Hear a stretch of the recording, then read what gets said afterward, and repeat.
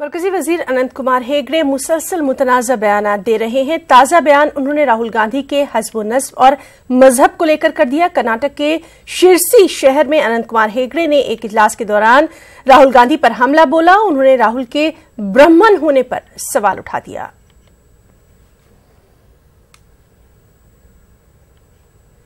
नोड्री ಎಷ್ಟು ಸುಳ್ಳು ಹೇಳ್ತಾರೆ ನೋಡ್ರಿ।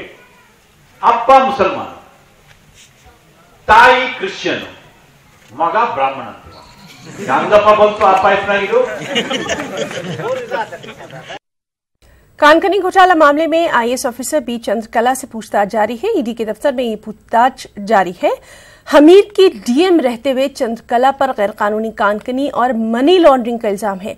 2012 से 2017 के दौरान ये कानकनी घोटाला हुआ था।